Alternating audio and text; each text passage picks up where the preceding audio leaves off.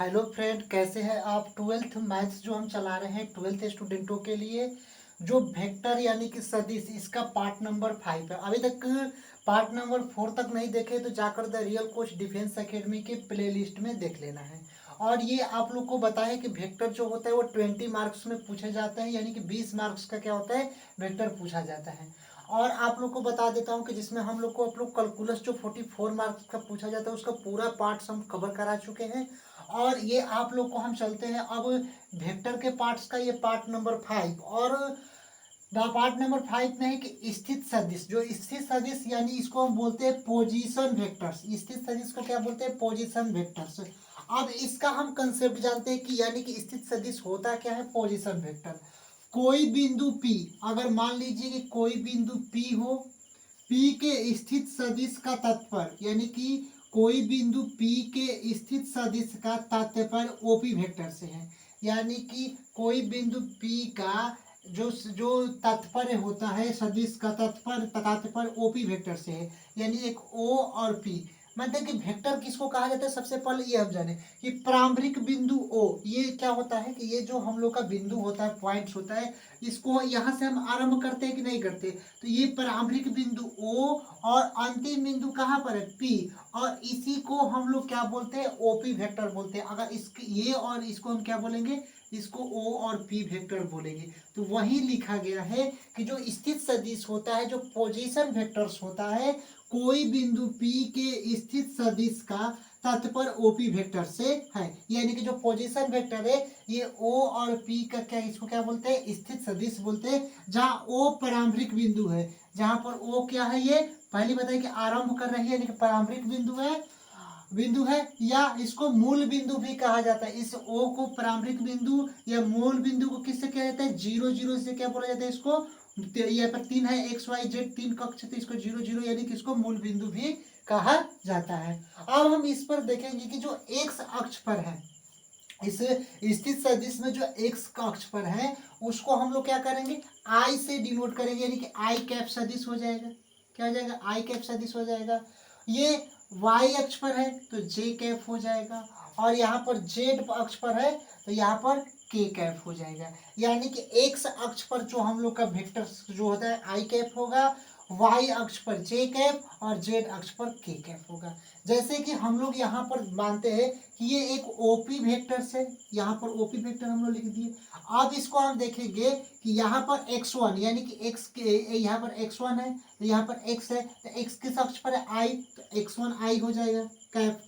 फिर y, ये y है तो इसको y1 लिखा है तो यहाँ पर y1 हो जाएगा, और किसका है तो j वेक्टर पर है तो यहाँ पर j कैप हो जाएगा। प्लस Z2 यानी कि Z यहाँ पर है, Z2 पर क्या है, k कैप, तो यहाँ पर Z2 k कैप होगा। ये इसका क्या हो जाएगा, स्थित सदिश यानी कि पोजीशन वेक्टर इसका हो जाएगा। अब इस पर क्वेश्चंस देखो कैसे कंसेप्ट का आता है। अगर इसमें स्थित सदिश के बारे में पूछ दिया है कि बिंदु 3 5 2 का स्थित सदिश होगा, यानी कि बिंदु 3 5 और 2, यहाँ पर 3 बिंदु दिया गया है, बिंदु 3 5 2 का स्थित सदिश क्या होगा, पोजीशन वेक्टर्स क्या होगा।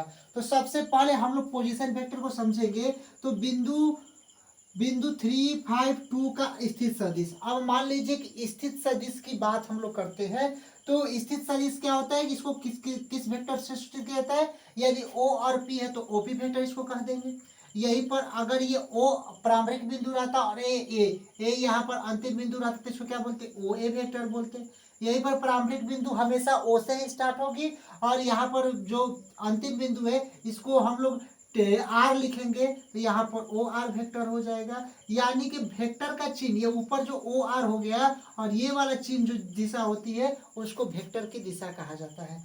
तो यहाँ पर जो हम लोगों को क्वेश्चंस क्या दिया है, अब देखिए कि 3 5 2 का स्थित सदिश क्या होगा। तो हम लोग को पता है कि स्थित सदिश ये OP वेक्टर है तो इसको OA वेक्टर, तो ये वाले ऑप्शन होगा कि 2j + 3k + 0 I कैप, क्या ये वाला होगा, नहीं, क्योंकि यहाँ पर वेक्टर का चिन्ह नहीं है, और इसमें OA वेक्टर है और इसमें भी OA वेक्टर है। इस दो ऑप्शन वाले में हम लोग को चूज करना है कि कौन सा ऑप्शन होगा।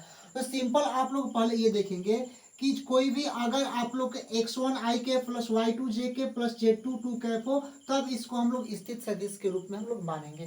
तो अब यहाँ पर इसको देखिए, यहाँ पर तो OA वेक्टर है, अब x1 कितना है 5, तो यहाँ पर x1 y1 और z1, यहाँ पर हम लोग इसको x1 मान सकते हैं, इसको y1 मान सकते हैं और इसको z1 मान सकते हैं। अब हम लोग यहाँ पर देखेंगे कि x1 आई कैप कितना है, तो 3 है, तो 3 आई किसी में ऑप्शन दे रहा है, तो इसमें तो x1 क्या है 5 आई है, तो ये वाले तो ऑप्शन होगा नहीं। अब देखिए x1 कितना है 3 आई कैप, तो 3 आई कैप, फिर y1 कितना है 5, तो 5, और y क्या है j, यहाँ पर देखेंगे इस ऑप्शन में तो y क्या है j कैप, तो यहाँ पर 5j हो जाएगा। फिर उसके बाद z1 क्या है 2, तो प्लस का 2 कैप हो जाएगा। अब यहाँ पर कोई माइनस और ऋणात्मक चिन्ह नहीं होगा, तो ये वाले ऑप्शन यहाँ पर ओ ए वेक्टर बराबर 3i plus 5j plus 2 cap, यानी 3, 5, 2 का पोजीशन ऑफ वेक्टर अगर कोई पूछेगा कि 3, 5 और 2 का पोजीशन ऑफ वेक्टर, तो 3i cap plus 5j cap और प्लस का 2k कैप हो जाएगा। ये क्या हो जाएगा पोजीशन वेक्टर हो जाएगा किसका 3, 5, 2 का। अब यहीं पर दे देता कि 3 -4 और यहाँ पर 7, इसका पोजीशन ऑफ वेक्टर्स क्या होगा, स्थिति सदिश बताओ। तो सिंपल हम लोग को कुछ भी नहीं करना है, यहाँ पर क्या है 3i कैप हो जाएगा, और ये माइनस है तो माइनस का 4j कैप हो जाएगा, और यहाँ पर 7 प्लस का है तो प्लस का 7k कैप हो जाएगा। ये इसका स्थित सदिश होता है, पोजीशन ऑफ वेक्टर्स होता है। अब हम चलेंगे दो सदिशों का जो पोजीशन ऑफ वेक्टर क्या होंगे, दो सदिश को कैसे पोजीशन ऑफ वेक्टर हम लोग जोड़ेंगे।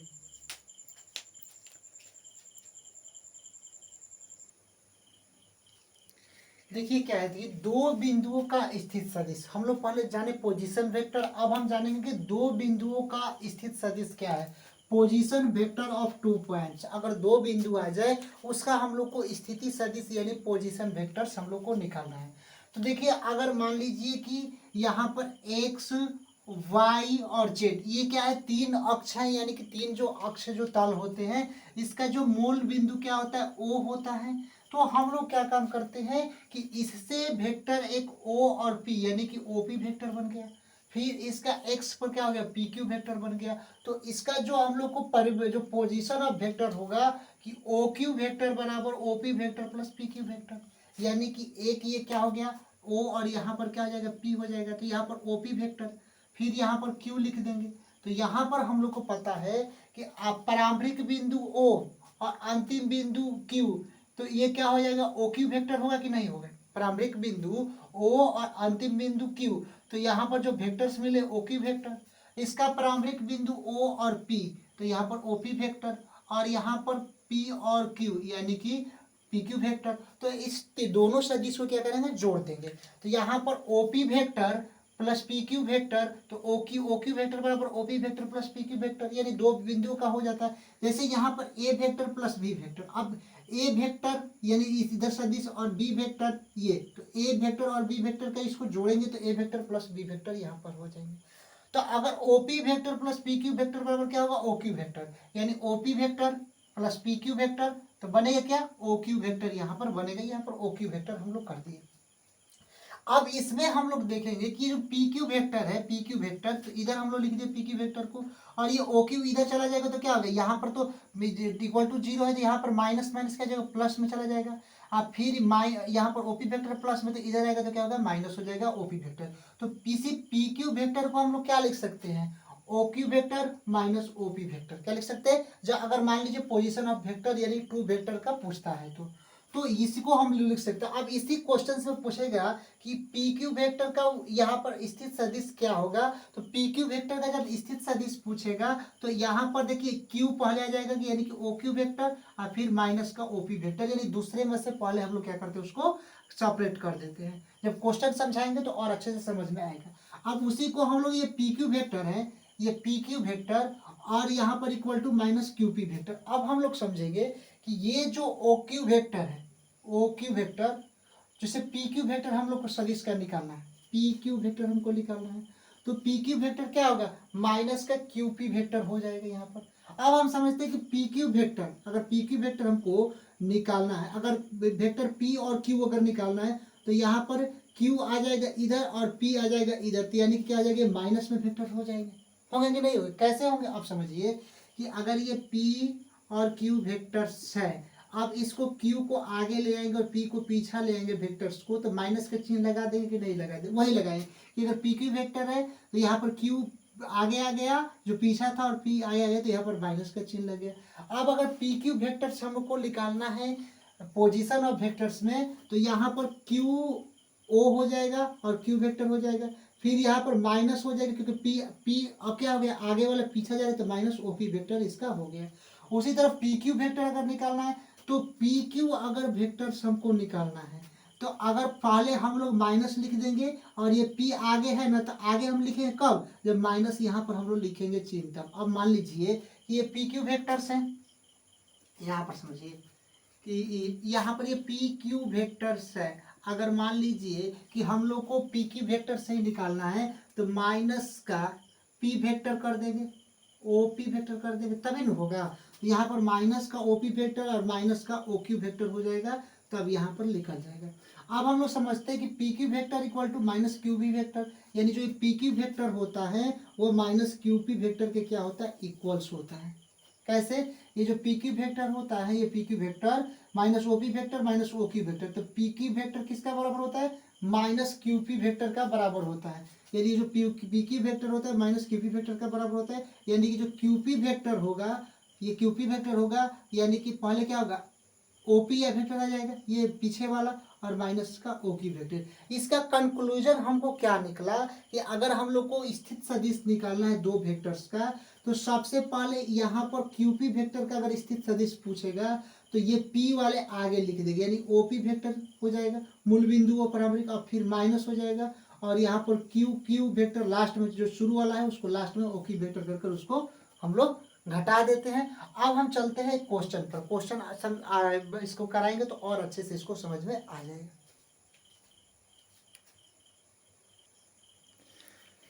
अब देखिए क्वेश्चन उस कंसेप्ट पर क्या है कि यदि ओ ए वेक्टर बराबर 3i cap plus 4j cap plus 5k के कैप तथा ओ बी वेक्टर बराबर 7i cap plus 3j cap plus 8k cap हो, तो ए बी वेक्टर हम लोग को ज्ञात करना है। हम लोग कौन सा वेक्टर ज्ञात करना है, तो ए बी वेक्टर हम लोग को ज्ञात करना है। अगर कहीं भी ए बी वेक्टर आ जाए, बी सी वेक्टर आ जाए, कोई भी वेक्टर आ जाए, अगर हम लोग को ज्ञात करना है, क्या ज्ञात करना है, ए बी वेक्टर, तो यहाँ पर हम लोग ध्यान से देखिए, अगर ए बी वेक्टर ज्ञात करना है तो इस दोनों में अगर ए बी वेक्टर हम लोग को ज्ञात करना है तो सबसे पहले हम क्या करेंगे, ये बी है ना, यहाँ पर बी, तो यहाँ पर ओ बी वेक्टर और माइनस का, और यहाँ पर लास्ट में क्या होता है ओ ए वेक्टर, इसको क्या करेंगे, सेपरेट कर देंगे। यही पोजीशन वेक्टर होता है।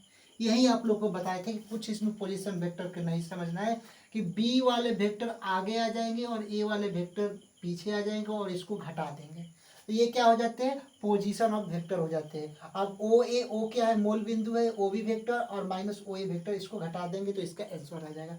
अब वेक्टर्स में क्या है, ओ ए वेक्टर कितना है, 3i cap plus 4j cap plus 5k cap, तथा ओ बी वेक्टर कितना है, 7i plus 3j plus 8k cap.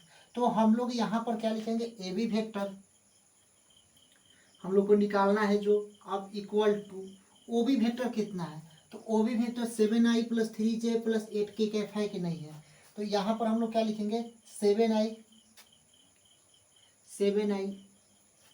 फिर क्या है प्लस 3j, ओ बी वेक्टर पहले लिखेंगे, ओ बी वेक्टर कितना है, तो 7i plus 3j plus 8k, 7i plus 3j और प्लस का कितना है 8k। यहाँ पर कौन सा वेक्टर है, तो यहाँ पर ओ बी वेक्टर, तो यहाँ पर ओ बी वेक्टर हम लिख दिए, फिर माइनस है तो माइनस के चिन्ह। अब ओ ए वेक्टर कितना है, O A vector 3i plus 4j plus 5k है, तो यहाँ पर हम क्या लिखेंगे, 3i प्लस का 5j, 3i O A vector कितना है, 3i प्लस 4j है, सॉरी 4j, तो यहाँ पर हम लोग क्या लिखेंगे 4j और प्लस का 5k कैप, तो 5k का कैप हम लोग यहाँ पर लिखते हैं। यहाँ तक आ गए।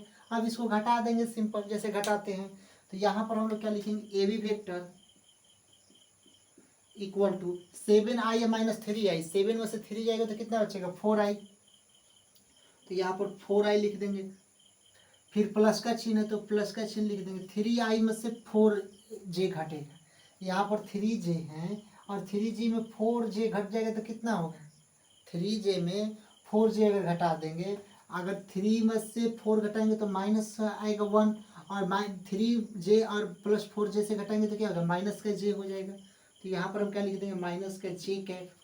और फिर 8 में से 5 जाएगा, 8 में से 5 जाएगा, ये 8 के और माइनस का 5 के, तो 8 में से 5 जाएगा तो कितना होगा, प्लस का 3k कैप हो जाएगा। तो ए बी वेक्टर कितना निकल जाएगा, तो ए बी वेक्टर बराबर 4i